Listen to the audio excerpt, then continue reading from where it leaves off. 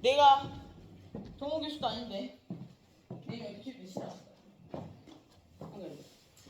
지난 저녁 시간에 애들이 밥 안 먹었다고 해서 밥을 사줬더니 학교에 소문이 다 난 거야. 햄버거 사. 일주일 내 소문이 다 났고 그 집에 들어간 햄버거 사. 저녁 안 먹고 들었다는데 선생님. 봅시다. 이거 좀 닫아줘. 시끄러워요.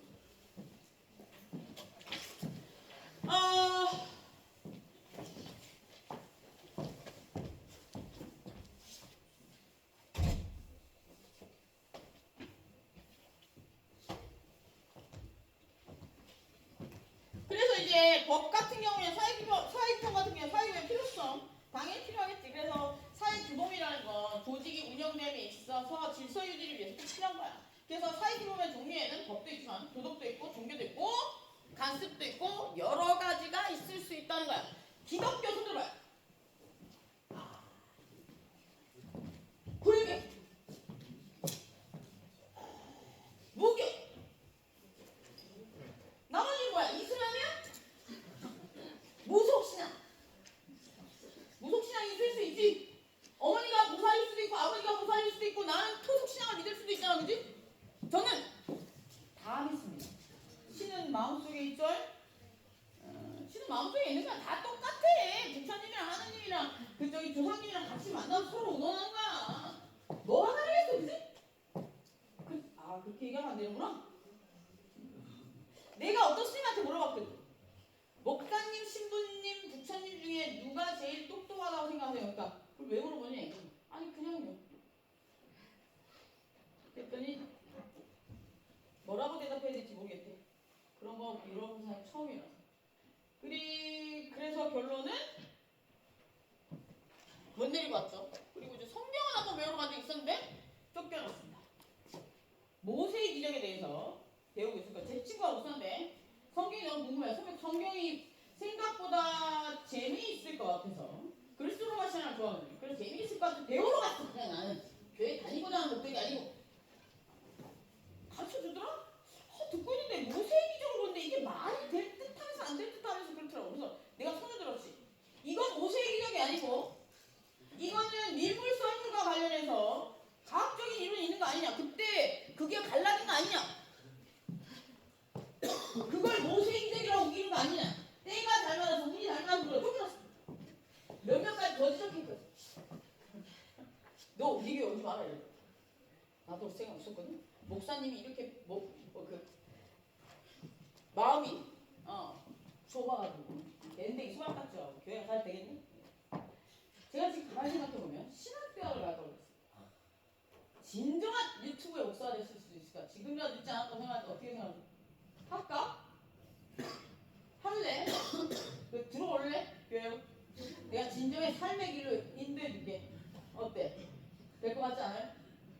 응. 왠지 나는 인간을 홀리는 기술이 있는 것 같아. 근데 남자를 홀리지. 여러 사람을 홀리는데 한 사람을 못 홀려. 왜 그런지 모르겠어. 한 사람이랑 있을 때 말하기 싫은가 봐. 말을 안 해도 잘. 봅시다. 그래서 이제 우리가 이렇게 살다 보면 종교교리도 필요하다는 거. 종교 이념이 법 이념보다 훨씬 더 많은 부분을 차지할 때도 있거든요. 그래서 이제 사회 규범에는 법도 있지만 도덕도 있고 간습도 있고 그리고 종교 교리도 있을 수 있다는 거예요. 그런 이야기들이 아마 나와 있을 거야. 그리고 법의 개념과 관련해서 개념과 이념과 관련해서 좀 보면 법의 개념은 행동 준칙으로 쓰고 행동 준칙, 행동의 기준이 되는 법이라는 거예요.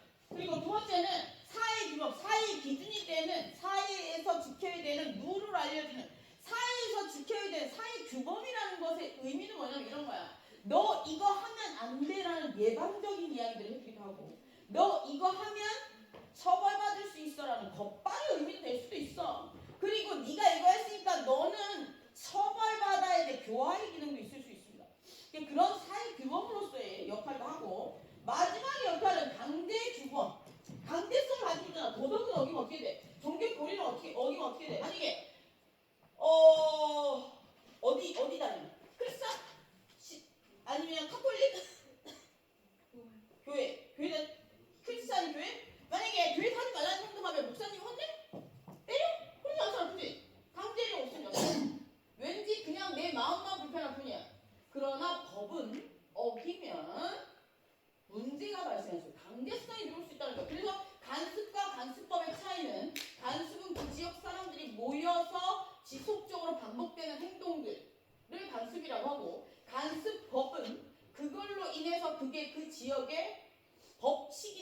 거기서 그걸 하지 않으면 지역 사람들에게 따가운 눈초리나 아니면 불편한 혜택들을 받기 시작하면 그게 간습법. 공공으로부터 실제로 법과 유사한 제재력을 받게 되는 그게 간습법입니다. 그죠? 그런 거죠. 그런 것도 나옵니다. 거기 보면 나올 거예요. 그리고 법의 이념 같은 경우에는 뭐 저스티스가 나오고 정의로워야 된다. 뭐 이런 얘기들이 나올 거예요. 정의가 뭐라고 생각해요? 여러분 정의가 뭐라고 생각해요? 저는 어렸을 때부터 정의에 대해서 고민을 많이 했어요. 정의. 대학교 다닐 때 법대 다닐 때부터 정의에 대해서 고민했었거든. 아직 결론 못 내렸어요. 그리고 정의라고 적혀있는 책들을 많이 읽어봤는데 어렸을 때부터 저스티스라고 적혀있는 거 제대로 적어놓은 애 하나도 없어. 최근에 저번 주에 초등학교 일주일에 한 번씩 초등을 하는데 정의에 저스티스라고 적어놓은 책이 하나 있더라고요. 읽어봤는데 얘도 별로야. 그래도 그나마 최근에 초등학교 책이 거의 없었는데 있길래 너무 반가워 살려고 했는데 그날 책이 다른 분에게 다른 교수님에게 받은 책이 두 권이었어. 누가 못 샀어. 살 건데 정의가 뭐라고 생각해? 인문학 계열 손들어보세요. 인문사회 계열 손들어보세요. 인문사회. 뭐 쓸까요? 사학과? 저 뒤에 무슨 과야? 철학과? 철학과 물어봐. 몇 학년이야? 1학년? 1학년이 많이 모르겠네? 나중에 교수님한테 정의가 뭐냐고 한번 물어봐도 돼요. 정의가 뭘까요, 여러분? 내가 진짜 고민 많이 해봤거든. 25살 때부터. 지금 내가 46인데 생각날 때마다 고민해봤거든?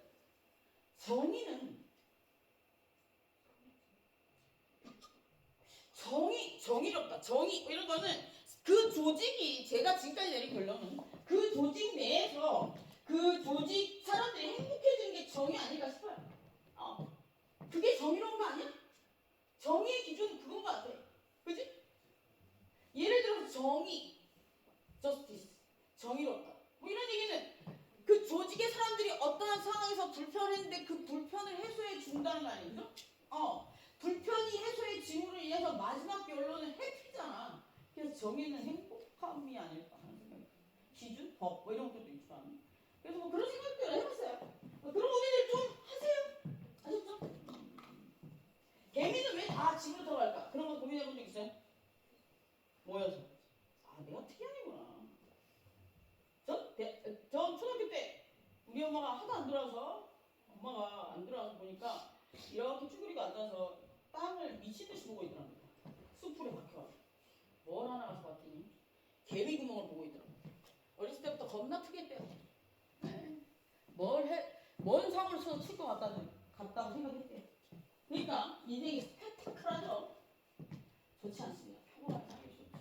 어쨌든 그 정의에 대해서 법에서는 정의로워야 된다라고 나와 있어요. 그래서 법에서 내려진 정의는 모든 사람들이 뭐 공평해야 되고 행복해야 되고 그런 이야기들이 좀 나오거든요. 근데 제가 생각하는 정의는 모든 사람들이 행복하게 잘 살 수 있는 기준들을 마련해 주는 게 정의로움이라고 생각해요. 그리고 이제 합목적성 뭐 이런 것들이 나오는데 뭐 합리적이고 그 사회에서 목적에 부합돼야 된다. 그런 이야기들이 법의 이념에 나옵니다. 그래서 그런 이야기들이 아마 나올 거고 그리고 넘겨서 법과 도덕의 차이점에 대해서 나왔죠. 법과 다른 사이의 구분. 법과 도덕의 차이점 뭐라고 했어?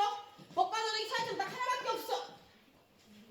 강제성밖에 없어. 공공의 강제성. 그걸 우린 공권력이라고. 그지? 공공기관이 국민에게 실제로 행사하는 힘, 공권력. 여기서 공공기관이란 뭐야?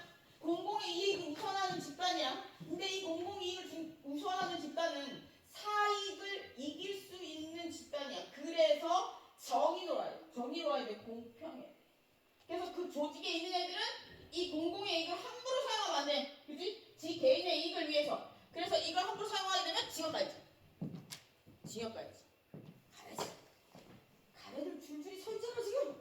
요번 선거판 끝나고 나면 줄줄이 감옥에 모질할 거야. 다 넣어야 돼. 어른들은 왜 그럴까?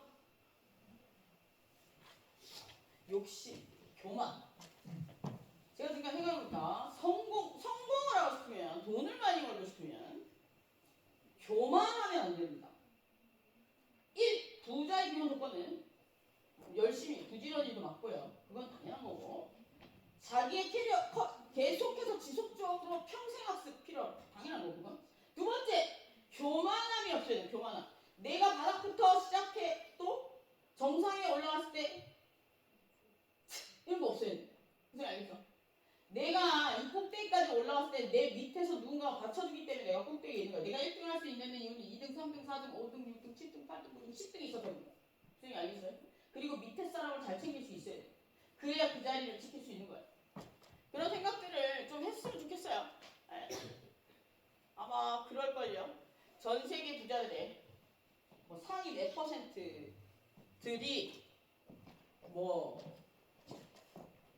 예전에 내가 무슨 책을 봤는데 거기에서 상위 미국의 부자 10%, 한 1%가 부자가 되려면 상대방에 대한 예쁜 말을 많이 하는 거예요. 배려? 이게 교만하지 말라는 얘기에서. 그죠? 네. 어느 정도 지위가 올라가면 사람들은 교만해집니다. 건방져지고. 우리 어머니가 저 서울 보낼 때 한 얘기가 거지에게도 배울 게 있을 거야. 그리고 아무리 너보다 못한 사람에게도 배울 게 있을 거라고 그랬거든요. 그래서 대가리 쳐들고 다니지 말라고 했어요. 제가 엄청 교만했어요. 저는 공부도 잘했고요. 공부는 진짜 잘했습니다. 공부 잘했는데 그거는 지금도 마찬가지예요. 근데 중요한 건 제가 이쁘다고 생각해요. 지금도 그건 변화 없어요. 근데 사실상 그렇지 않잖아. 남들 그래도 많고. 그리고 공부도 잘하고 똑똑하고 이렇다고 생각하니까 엄청 교만했던 건 제 대가리 위로 사람을 안 폈거든요. 그래서 많이 깨졌습니다. 지금은 그렇지 않죠. 지금은 세상에 너무 뒤어서 그런 짓은 안 하는데 여러분들은 그러지 않았으면 좋겠어요. 모든 사람에게 배울 점은 있습니다. 무슨 얘기인지 알겠죠? 다 돌아오는 거예요. 법과적인 차이점은 그런 거예요. 법과적인 차이점은 그런 거고 가장 큰 차이점 강조해요. 뒤로 넘겨서 목차 보면 서술은 법과 도덕의 기준점, 구별 기준은 강제성이라고 나와 있을 거고 법과 도덕의 관련성은 당연히 법과 도덕은 어떻게 관련이 돼 있느냐? 도덕이 10개가 있어. 역사적인 사실이 계속해서 쌓이다 보니까 그 중에서 역사적인 사실이 쌓이다는 얘기는 뭐야? 내가 행복한 거야. 우리가 살다 보니까 이러니까 너무너무 행복하더래? 그게 사상이야, 개념이야, 철학이야. 그래서 그게 만들어진 게 도덕이야. 그치? 그런데 사람들이 그걸 잘 지키면 돼. 근데 안 지키네. 안 지키니까 어떻게 했어? 그걸 법으로 만든 거예요. 무슨 알겠어요? 법과 도덕의 차이점. 그래. 법이 만약에 도덕이 10개가 있었다면 법은 8개 정도 있는 거예요. 그러면 밑에 도덕이 없는 법은 무슨 뜻이냐면 소크라테스가 한 말 기억나요? 뭐라 그랬어? 그렇죠. 악법도 법이냐. 이거 어떻게 생각해요? 악법도 법이에요? 아니 도덕의 이념에 반한다는 건 악하다는 이야기잖아. 도덕적이지 않다는 거거든. 도덕적이지 않다는 건 그 법은 도대체 그 도덕적이지 않다는 얘기는 어떤 의미냐면 이런 거지. 그 조직의 사람들이 행복하지 않다는 거야. 그러면 위에 있는 많은 밑에 권력을 가진 사람들이 자기들만을 위해서 만든 법이란 거야. 그럼 우리가 여기에 대해서 왜 이의제기를 못하느냐? 얘기했죠? 민주주의. 얘 뜻이 뭐라고 했어? 주권은 국민에게 있는데 그 권리를 우리는 다 행사하면 조직이 어수선해지니까 어떻게 했다고 했어? 그거를 저 대가리 있는 애들한테 던지겠다고 했죠? 그래서 걔네들이 힘이 모여져서 그게 권력이 된 거야. 그지? 그러면 그건 어떠한 형태로 권리를 줬다고 했어? 위임. 위임은 뭐야? 내가 걔한테 던지기를 하는데 제가 어떠한 사고를 쳐도 나는 다 책임진다. 이게 위임이에요. 그래서 우리가 위임자 써주면 어떻게 된다고 했어? 쪽박차요. 무슨 알죠? 나중에 보면 보증도 나올 거야. 연대보증과 일반보증 차이가 굉장히 나. 연대보증 나면 그냥 인생이 말렸구나 이렇게 생각하면 돼. 내 인생 끝났구나 이렇게 생각하면 돼. 연대보증 내가 제 대신 돈을 다 받겠다 이 얘기예요. 제가 돈이 있어도 내가 받겠다 이 얘기예요. 그러니까 연대보증 절대 쓰는 거 아니에요. 일반보증은 나. 돈 뭐냐면 연대보증은 제가 돈이 있어도 제 말고 나한테도 받아올 수 있다는 얘기. 차이가 있어요. 그래서 위임을 해놨기 때문에 걔가 어떠한 법을 만들든 우리는 따라야 되는 거야. 이거 어떻게 생각해? 그 방법은 두 가지가 있지. 첫 번째, 그 조직을 떠나자. 이민해 갑니다. 이거는 속담에 있는 건 줄 알았는데 저희 부모님 많이 했던 말인 것 같아요. 중이 절이 싫으면 어떻게 하면 돼? 떠나면 됩니다. 우리 엄마 맨날 저한테 그랬거든요. 야, 네가 거기 어떤 데 들어갔는데 그게 싫으면 거기서 틱틱거리다가 눈에 띄지 말고 안 그래도 그냥 가만히 있어도 눈에 띄는데 저는 아무 말 안 하고 그냥 이 자리에 가만히 저 뒤에 앉아있어도 눈에 띄거든요. 무슨 회의가 한 데 가면 정말 신기하더라고요. 저는 아무 소리 안 가만히 앉아있었는데 저를 기억하는 사람이 있더라고요. 특이합니까 제가? 특이하구나. 까만색을 입고 와도 티나오더라고. 그래서 행복합니다. 눈에 띈대잖아. 얼마나 좋아. 남들은 눈에 띄고 싶어 하는데 왜 띄는지 모르겠어. 연예인 됐으면 좋겠어. 꿈이었어. 저 노래를 좀 합니다. 춤도 좀 추고. 왕년에 클럽에서 나오지 않았어. 홍대학 클럽. 제가 왜 홍대학교 사겠어요? 20대 후반부터 거기서 살았습니다. 근데 중요한 거 보세요. 우리가 여기 뭐 얘기했지 우리?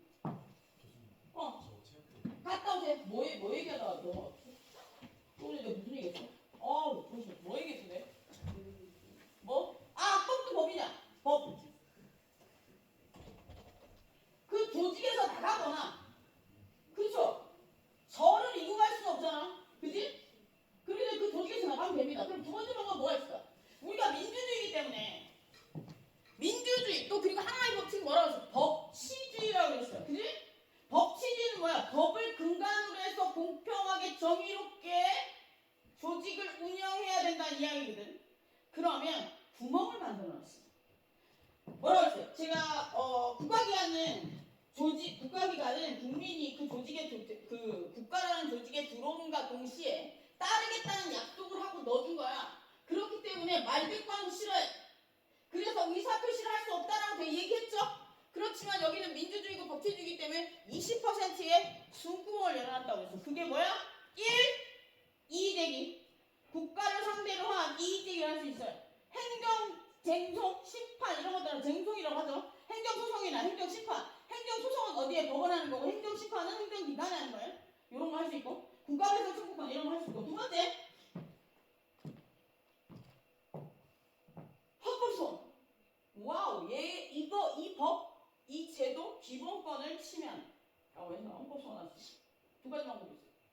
그리고 경찰이 나에게 부당한 대우를 했어. 그럼 어떻게 하면 돼? 행정기관이 나에게 부당한 대우를 했어. 나 어떻게 하면 돼? 그 경찰 잡아가 묻어? 그럼 난 같이 징역 가는 거야. 안 돼요. 어떻게 하면 돼? 걔를 먹일 수 있는 방법은 여러 개. 요번에도 제가 어떤 친구가 억울한 일을 당했다고 하길래 판을 짜줬습니다. 기가 막힌 판을 짜줬어요. 걔를 요번에 징역 갑니다. 술 먹고 친구 목을 졸랐다.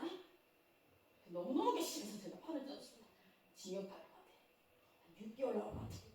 제가 시킨 대로 하라고 했습니다. 보내야지. 왜 목을 조르냐고.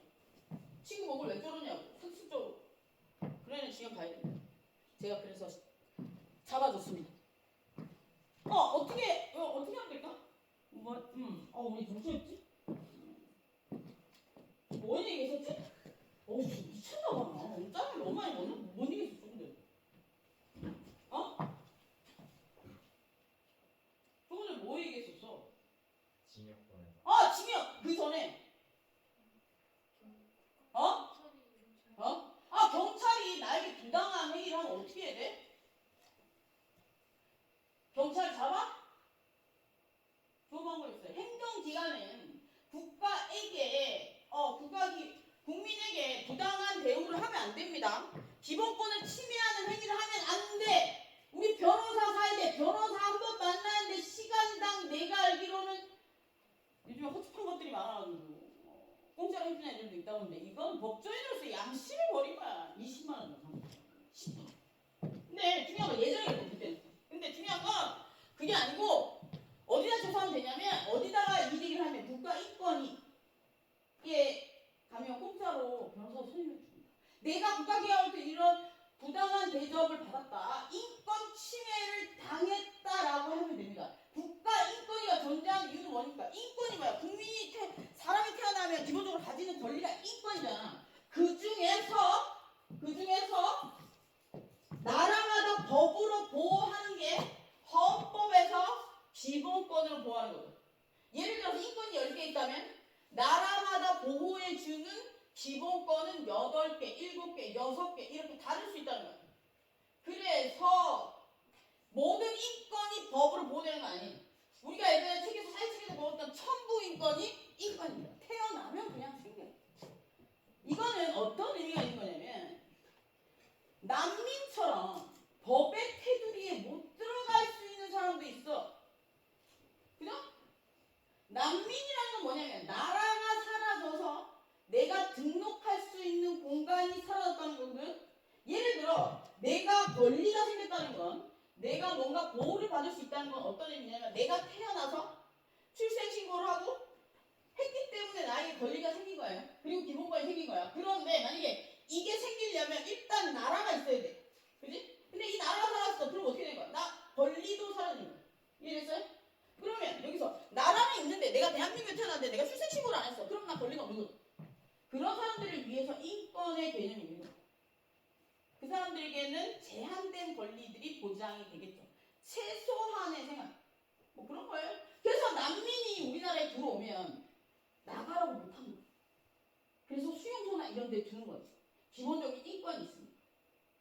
인권도 법의 테두리 안에 들어야 하는 게 아니라 기본권이 법의 테두리 안에 들어야 하는 거고 인권은 법의 테두리 안에 들어야 하는 게 아니기 때문에 제재를 못해. 우리나라에서 그걸 난민을 내쫓는다고 해서 북한에서 탈출한 사람들 내쫓는다고 해서 어떻게 한다고 해서 우리에게 뭔가 제재가 들어오지만 못하지만 국제사회에서 아주 따가운 눈초리로 쳐다보잖아. 그지? 그런 거야. 그냥 법의 테두리에만 들어야 돼. 그래도 도덕인 거야. 인권. 오케이? 다르잖아. 그런 이야기 나올 거가 아마.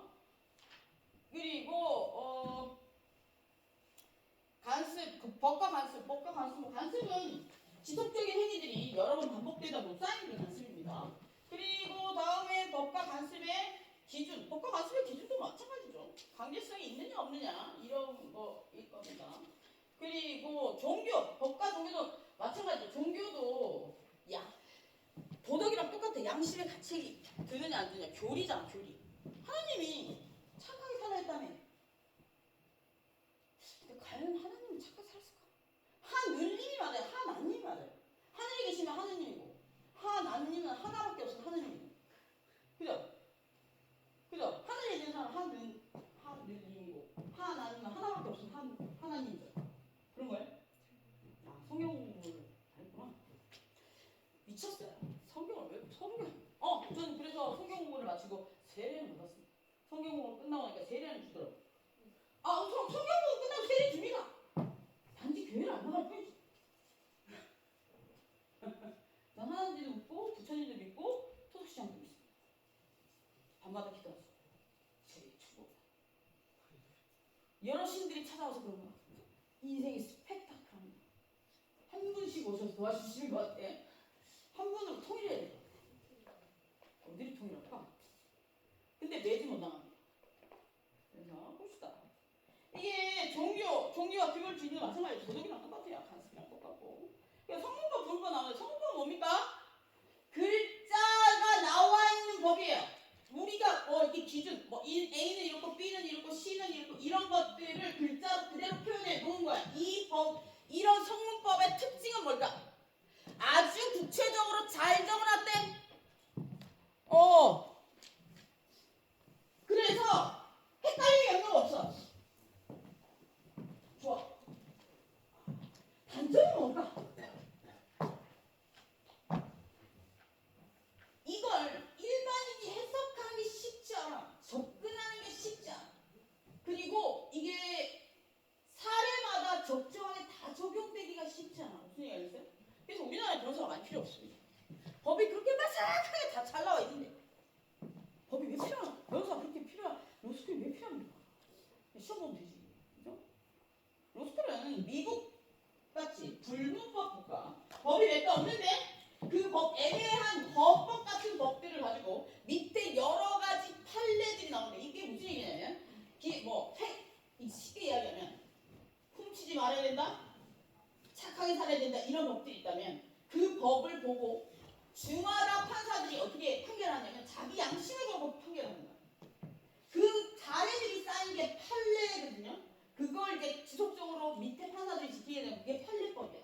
그래서 불문법 국가의 미국은 변호사가 많이 필요하죠. 왜냐하면 그거 찾아야 되거든. 근데 요즘 필요 없습니다. AI와 변호사의 대결이 있었을 거예요. 그 AI가 이겼습니다. 엘리트 변호사 5명 정도가 붙었을걸요. 이겼어요. 변호사 필요 없죠. 의사 파악 끝났습니까? 미쳤습니다. 왜 아직 안 끝났지? 의사 면허를 정지시킬 게 아니고 취소시켜야 됩니다. 정지와 취소의 차이점은 뭡니까? 정지는 일정 기간이 지나고 나면 면허가 부활되는 거죠. 취소는 사라집니다. 빽입니다. 빽. 정신 차려야 됩니다. 한 명만 취소시키면 됩니다. 그 꽁지머리. 걔는 못됐습니다. 딴 거 다 떠나서 일이 터졌으면 지가 책임져야지. 발뺌하는 이유는 뭡니까?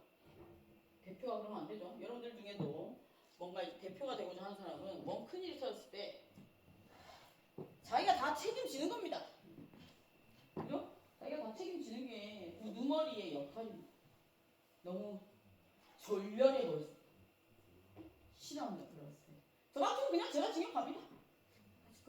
제가 의사면 수술 나오고 제가 가는데 좀 그랬습니다. 아직 안 끝났죠? 이렇다. 얼마나 수많은 사람들이 힘들겠어요. 저는 제 생각에는 이래요. 의료 파업도 좋고 다 좋은데 지금 많은 사람들이 힘든 사람들이 있잖아요. 아픈 사람들 더 힘들어요. 제가 이번에 부모님이 아프고 나서 많은 생각들을 했죠. 병원에 모시고 다니면서 생각이 많아졌죠. 아프면 또 강하고 힘들다. 이런 생각들을 좀 해봤는데 그런데다가 의료인들까지 없으면 더 힘들겠구나. 친구를 의사 무슨 사이겠구나. 이런 생각도 좀 해봤고 그런 생각이 좀 들었습니다. 그래서 이거는 생명이 달린 문제이기 때문에 좀 심하지 않나 싶은 생각이 들어요. 원래는 끝났으면 좋겠습니다. 주위에 혹시 의사가 있으면 제 의사 좀 전달해 주십시오. 아주 이건 히포크라테스 선서에 어긋나는 거예요. 의료인은 돈을 위해서 가는 게 아닙니다. 아시죠? 간호학과 있어요? 간호학과 손 드세요. 나중에 들키면 F다. 없어요? 출석부에서 봤나? 없음 말고 봅시다. 어쨌든 그런 얘기들이 아마 나올 거예요. 그리고 봅시다. 불문법 뭐냐면 적혀있지 않는 게 불문법이에요. 그래서 성법의 정리에는 우리나라 가장 높은 헌법. 그죠? 헌법. 안 지워져.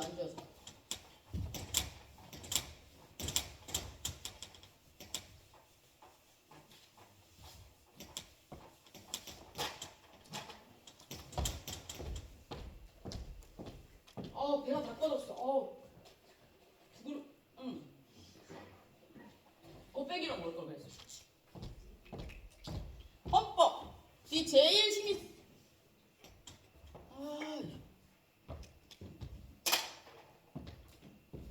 헌법이 제일 힘이 셉니다. 그죠?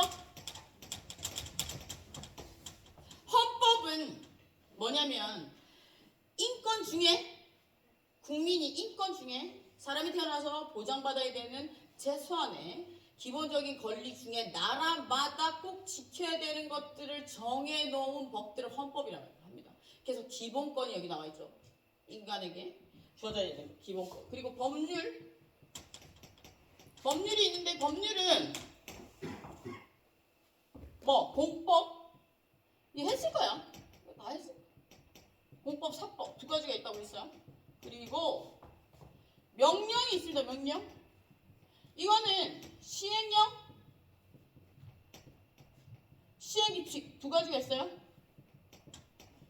그리고 조례,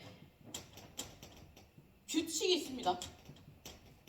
이렇게. 그리고 밑에 국제법. 국제법은 약속은 약속이라고 했어. 약속. 국가 간의 약속. 이렇게 생각하면 되는데 이게 뭐냐면 원래는 이게 피라미드로 그려가지고 이렇게들 많이 표현하는데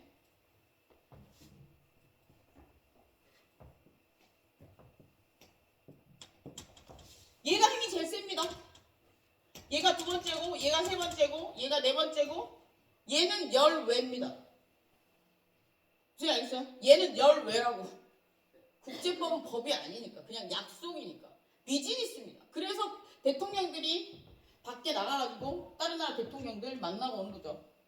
근데 약속을 하나도 못 정해갖고 우리나라 대통령 쓸데없이 외국 왜 자꾸 전 세계 가지고 돌아다니는지 모르겠어. 약속도 하나도 못 잡으면서 제 말 틀렸습니까?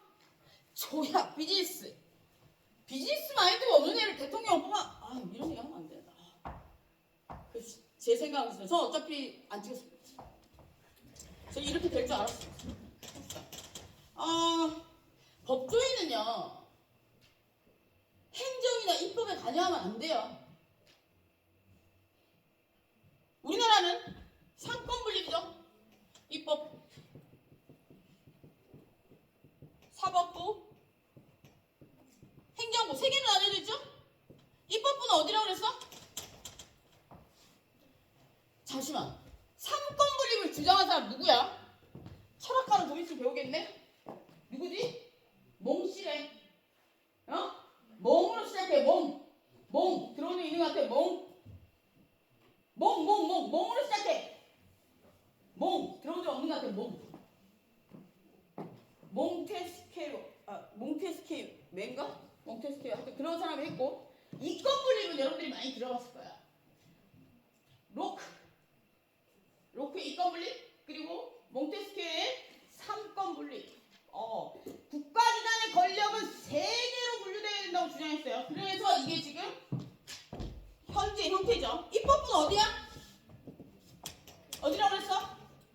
국회 하나밖에 없어요. 여기에 사는 일은 뭐야? 법을 만들어. 그리고 사법부가 어디라고 했어요? 법은 딱 하나밖에 없어. 법은 하나밖에 없어. 예외 없어. 그래서 여기 뭐라는데 법을 판단한대요. 그리고 행정부는 여러 가지 그 외.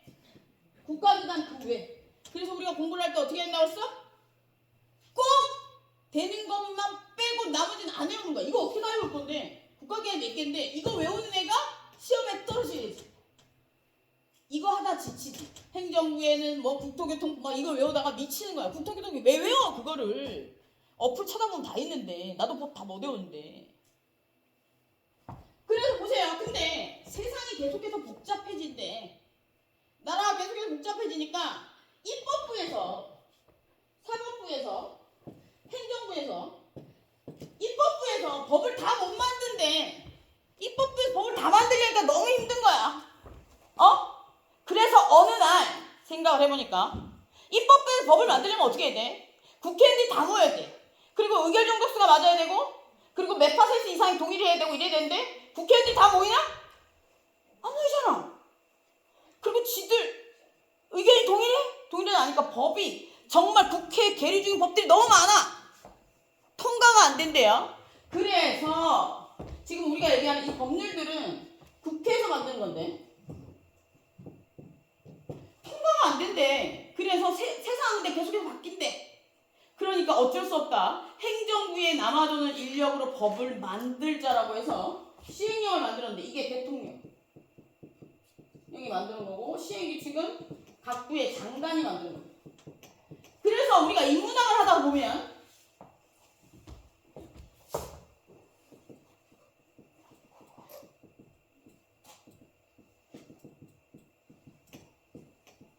형식적 의미, 실질적 의미 이런 얘기가 나오거든요.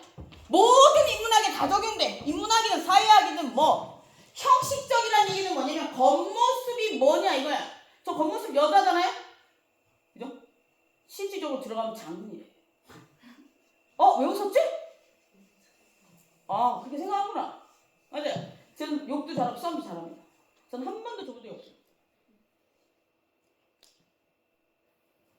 누가 건드리면 얘기해. 주세도 모르게 지을 테니까. 친오빠. 친오빠는 친정간에는 제가 친구가 몇 살인데? 23살. 좀 기다려봐. 25, 6까지 그러면 얘기. 군대도 안 갔어. 반대로 뭐해? 공익이라고 농사지어. 농사지어? 안 돼요? 안 돼. 그냥 냅둬. 형식적 의미는 주어. 얘는 목적어라고 생각하면 돼요. 얘는 겉모습이 어떠냐? 그리고 목적어를 실질적으로 하는 행동이 어떤 거냐? 예를 들어 이런 거지. 한번 봅시다. 대통령이 법을 만들었대. 그러면 형식적 의미에서는 뭘까? 겉모습이 누구지? 행정부죠? 그러니까 형식적 의미에서는 행정 활동이고, 실질적 의미에서는 대통령이 법을 만들었대. 입법이잖아? 그러면 입법 활동하는 겁니다. 이게 공무원 시험에 나옵니다. 근데 이게 설명이 30페이지야. 근데 2줄로 설명할 수 있는 거야. 뒤진 줄 알았어. 일단 와, 정말 책은 어렵습니다. 그러니까 제 얘기로는 대학을 다니다 보면 공부를 포기하는 학생들이 있습니다. 그거는 공부를 펼쳐서 그래요. 줄이세요. 쓸데없는 학설들 다 빼세요. 학설들은 왜 만들어진 거야? 이거 살살 얘기할게요. 학설이 달라야 책이 달라지고, 그래야 책을 팔 수 있어요. 무슨 얘기 알겠어요? 그놈이 그놈 걸 뺏기고, 그놈이 그놈 걸 뺏기니까 제가 책을 좀 많이 읽습니다. 얘가 얘 걸 뺏기고, 제가 제 걸 뺏기고 다 뺏겼더라고. 그래서 전 책을 안 씁니다.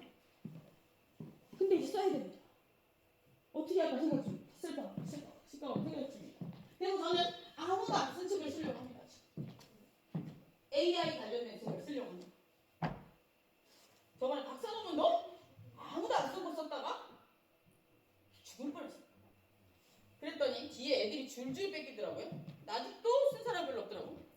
어쨌든 뭐 봅시다. 이렇게 해서 그런 일들을 지금 지속적으로 하고 있습니다. 이게 이제 대통령 시행규칙이고, 그리고 조례와 규칙은 뭐냐면 지방자치단체에서 만드는 거예요. 지방자치단체 만드는 주체가 달라. 얘는 중앙에서 만드는 거고, 얘는 지방자치단체.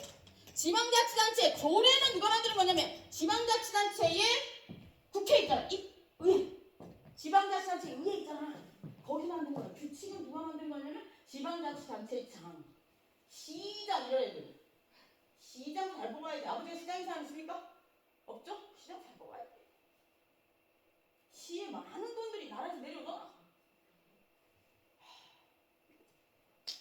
봅시다. 이장도 잘 뽑아야 돼. 이장 진짜 돈이 많이 들어오거든. 이장 압니까? 이장에게 한 달 공판비가 얼마 많이 들어가는지. 저는 시골로 이사가면 이장할 겁니다. 친오빠 이장한다고 하더라고요. 이장하려고 해. 네, 사람에서 제가 좀 뜨거워하는데. 그래요. 이장 좋은 거 같지? 잘할 거 같지? 지역 발전을 위해 힘줄 겁니다. 이장하고 시켜줄까 모르겠네. 국제법은 뭐냐면 나라와 나라 사이엔 법이 다르잖아요. 그러면 예를 들어서 내가 미국 남자랑 결혼했을 때 혼인법은 어떻게 할 것인가, 혼인과 관련된 법은 어떻게 적용시킬 것인가, 상속과 관련된 법은 어떻게 적용시킬 것인가, 이런 것들을 결정합니다. 그 국제법은 상호주의에 깎인 사람, 상호주의라는 게 뭐냐면 니네 나라에서 인정해주면 나도 인정해주겠다, 뭐 이런 형태로 되는 경우도 있고 약속으로 이루어지는 경우도 있습니다. 그래서 대통령이 얼마나 능력 있냐에 따라서 더 많은 이익을 가지고 오죠. 우리나라 대통령이 눈에 힘이 없습니다. 그러니까 도장을 하나도 못 받아줘. 왜 기름값 아깝게 기름 아니죠? 비행기는 연료가 다르죠? 엄청 비싼 연료입니다. 또 비행기를 엄청 좋아하겠다 알죠? 비행기 슈퍼다고 얘기했죠? 약간 로크비들이 있어서 비행기 많습니다. 집에 모형 비행기, 큰 비행기 사고 싶습니다. 큰 비행기 알아봤거든요. 버려진 비행기 1억, 제일 싼 1억. 사면 엄마한테 호적 파일 것 같아서 안 사고 있습니다. 벌써 한번 보고 왔습니다. 근데 좋을 것 같긴 한데 뭐 산에 올라가 살아야 돼서 외국에 어떤 사람이 비행기를 사가지고 그 안에 살더라고요. 그걸 보고 그 비행 관련 일을 하는 친구에게 물어봐서 비행기 파는 데가 있는지 가서 실제로 보고 왔거든요. 근데 좋긴 하던데 진짜 그것까지 사면 죽여버릴 것 같아가지고 부모님이 결혼도 안 하고 비행기 이러니까 지금 죽일 것 같아서 안 썼습니다. 어쨌든 저렇습니다. 아시겠죠? 그래서 대표를 잘 뽑아야 되는 겁니다. 뭔지 알겠어요? 그렇게 해서 좀 쉬었다 뭐가 아파요? 좀 쉬었다.